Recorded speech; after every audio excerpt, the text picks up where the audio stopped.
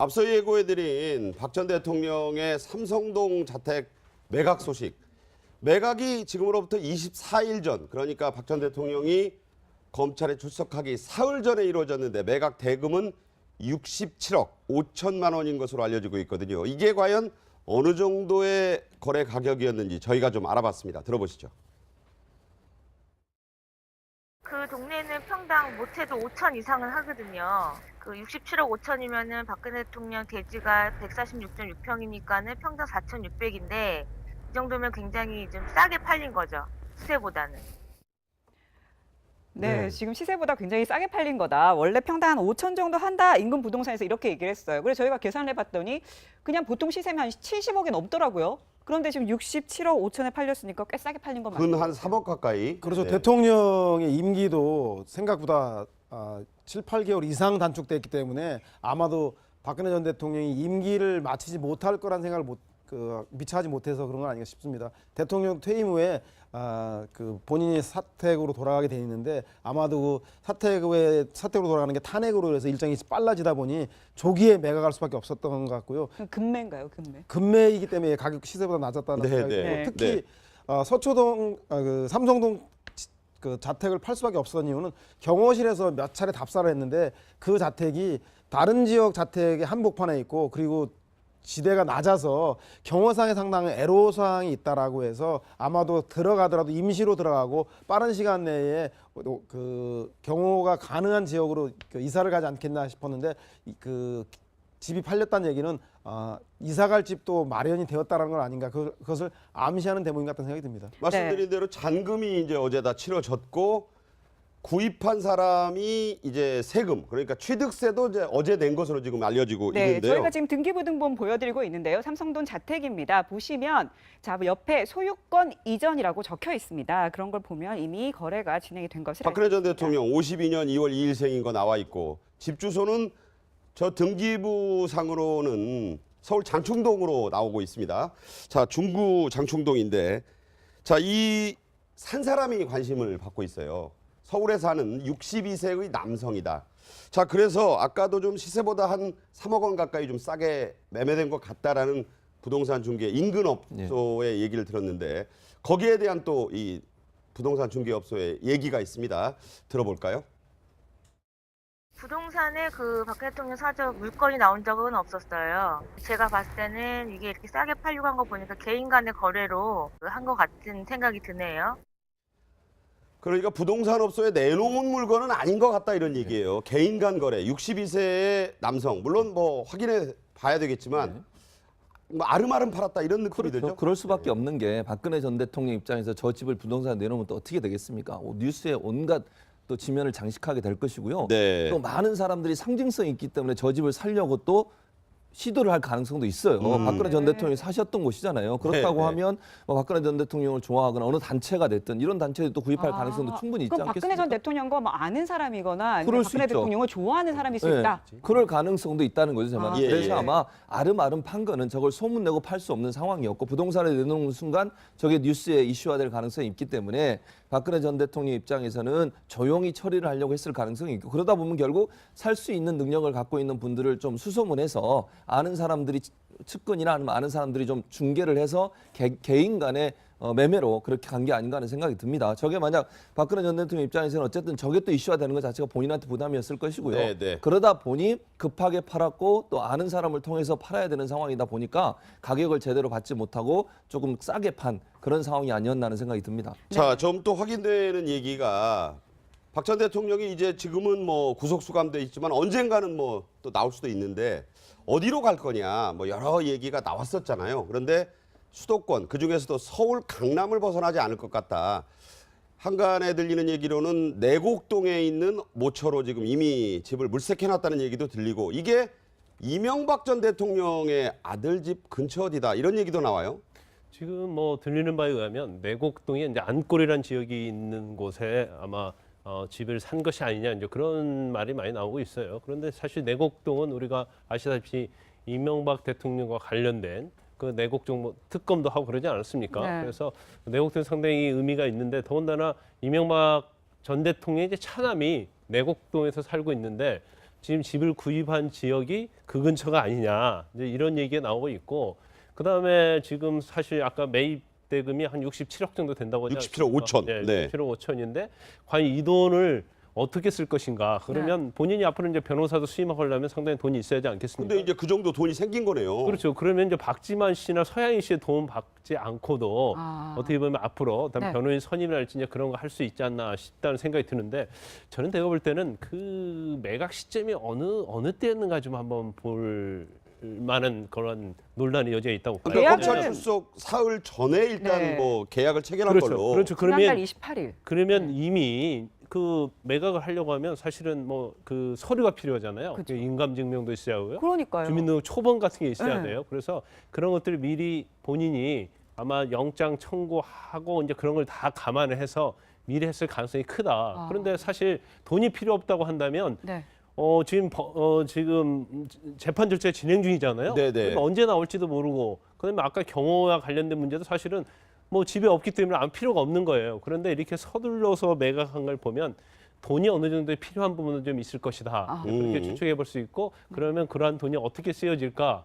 그런 부분에 있어서 아까 말씀드린 것처럼 뭐 변호사 비용이랄지 아무튼 필요한 부분이 있을 것이다. 추측해 볼 수 있는 거죠. 아, 그런데 어쨌든 아까 말씀하신 것처럼 지난달 28일에 계약이 체결이 됐습니다. 그 이후에 뭐 계약금 치르고 잔금 치르고 중도금 치르고 뭐 이렇게 하잖아요. 그런 절차를 지금 박근혜 전 대통령이 구치소에 있는데 이게 다 진행이 된 거란 말이죠. 그럼 최순실 씨도 없잖아요. 이 일을 누가 했을까요? 유영아 변호사도 그러니까 있고. 그게 미스테리죠. 네네. 미스테리인데 지금 뭐 우리가 보기에는 박근혜 대통령하고 가장 많이 소통하고 있는 게 유영아 변호사니까 네. 유영아 변호사가 저를 대리로 업무 처리를 해줬을 가능성이 있다 이렇게 봐야 되지 않겠어요? 그러니까 네. 최순실은 없는 상태에서 지금 우리가 봐도 저 박지만 서양인 부부한테 맡겼을 가능성도 낮아 보이고 그렇다면 유영아 변호사의 가능성이 높을 것 같습니다. 저는 또 이런 생각 들어요. 이 집이 1990년에 사서 23년간 그야말로 또 최태민 씨 얘기가 안 나올 수 없는데 부인 임선희 씨가 와서 계약하고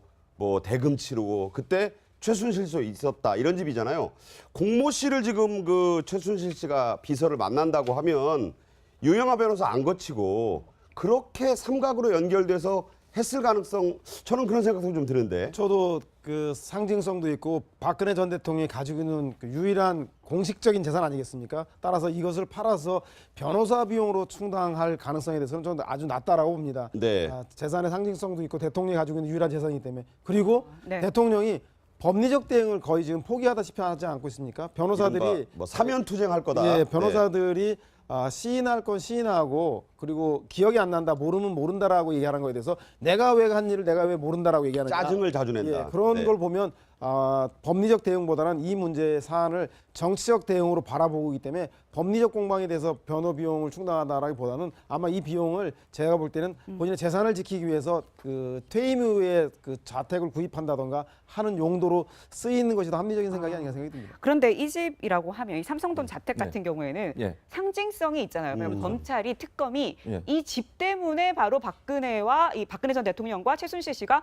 경제 공동체다 이런 얘기를 하지 그렇죠. 않았습니까? 뭐 방금- 관리도 뭐 시키고 그렇죠. 가구도 뭐 이동시키는 예, 것도 예. 나오고. 근데 이 집을 팔았다는 거잖아요. 그러니까요. 그러니까 제가 볼 때는 이런 것 같아요. 본인이 지금 저 집을 갖고 있는 것이 본인한테는 이렇게 국민들한테도 이렇게 보여줄 수 있잖아요. 본인이 거기 있음으로써 그 주위에 있는 사람이 얼마나 고통을 당했습니까?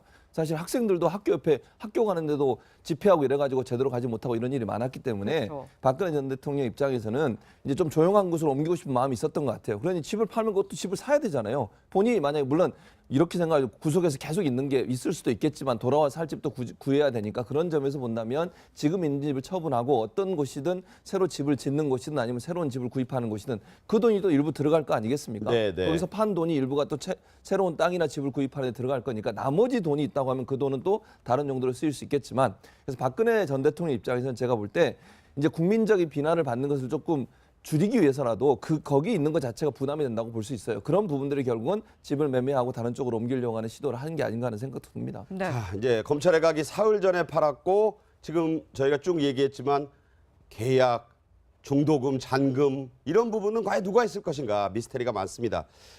박지만 서양이 부부일 수도 있고 유영아 변호사일 수도 있고 최순실 씨가 시킨 누구일 수도 있고 이 부분은 저희가 취재되는 대로 또 얘기를 나누겠습니다. 사서 23년간 그야말로 또 최태민 씨 얘기가 안 나올 수 없는데 부인 임선희 씨가 와서 계약하고 뭐 대금 치르고 그때 최순실 씨 있었다 이런 집이잖아요.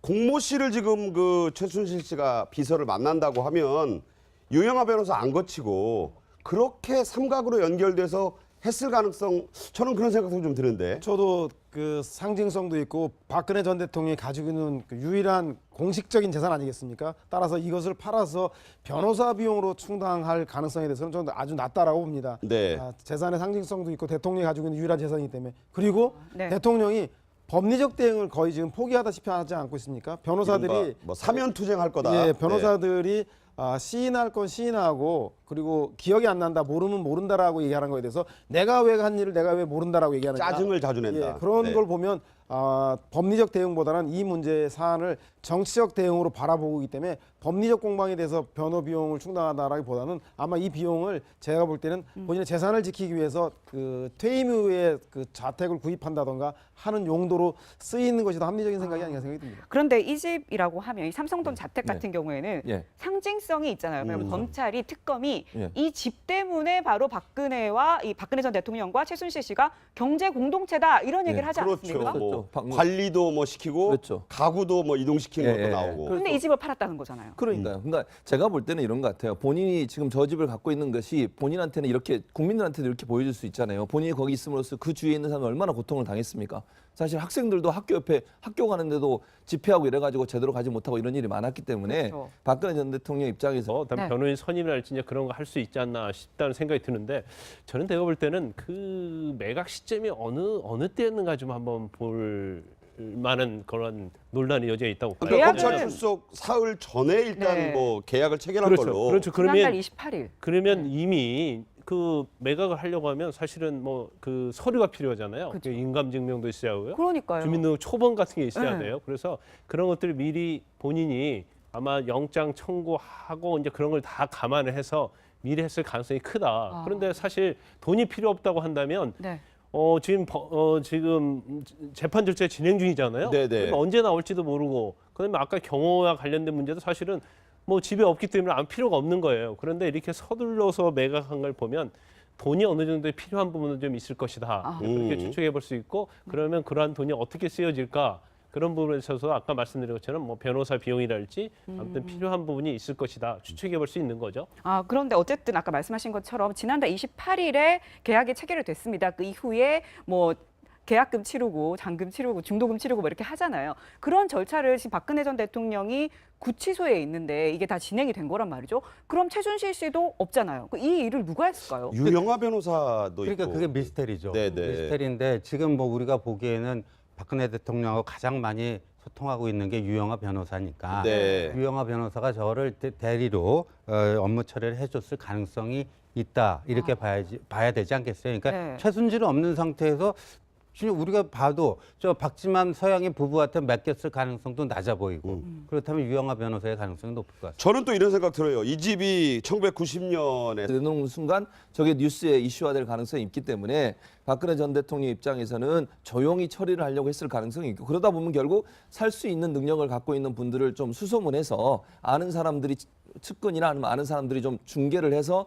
개인 간의 매매로 그렇게 간 게 아닌가 하는 생각이 듭니다. 저게 만약 박근혜 전 대통령 입장에서는 어쨌든 저게 또 이슈화 되는 것 자체가 본인한테 부담이었을 것이고요. 네, 네. 그러다 보니 급하게 팔았고 또 아는 사람을 통해서 팔아야 되는 상황이다 보니까 가격을 제대로 받지 못하고 조금 싸게 판 그런 상황이 아니었나 하는 생각이 듭니다. 자, 좀 또 확인되는 얘기가 박 전 대통령이 이제 지금은 뭐 구속 수감돼 있지만 언젠가는 뭐 또 나올 수도 있는데 어디로 갈 거냐 뭐 여러 얘기가 나왔었잖아요. 그런데 수도권 그중에서도 서울 강남을 벗어나지 않을 것 같다. 한간에 들리는 얘기로는 내곡동에 있는 모처로 지금 이미 집을 물색해놨다는 얘기도 들리고 이게 이명박 전 대통령의 아들 집 근처 어디다 이런 얘기도 나와요.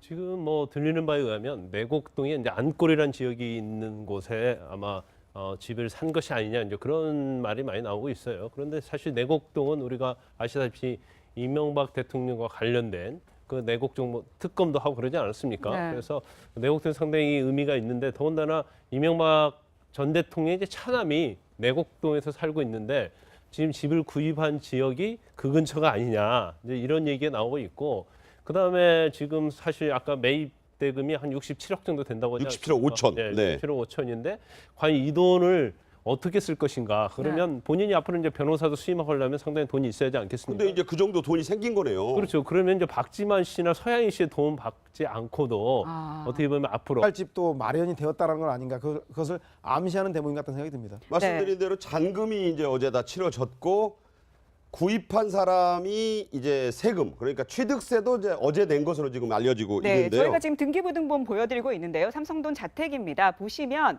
자 옆에 소유권 이전이라고 적혀 있습니다. 그런 걸 보면 이미 거래가 진행이 된 것을 박근혜 전 알수 있습니다. 대통령 52년 2월 2일생인 거 나와 있고 집 주소는 저 등기부 상으로는 서울 장충동으로 나오고 있습니다.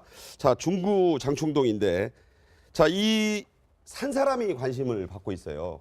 서울에 사는 62세의 남성이다. 자, 그래서 아까도 좀 시세보다 한 3억 원 가까이 좀 싸게 매매된 것 같다라는 부동산 중개 인근업소의 얘기를 들었는데 거기에 대한 또 이 부동산 중개업소의 얘기가 있습니다. 들어볼까요? 부동산에 그 박 대통령 사저 물건이 나온 적은 없었어요. 제가 봤을 때는 이게 이렇게 싸게 팔려고 한 거 보니까 개인 간의 거래로 한 것 같은 생각이 드네요.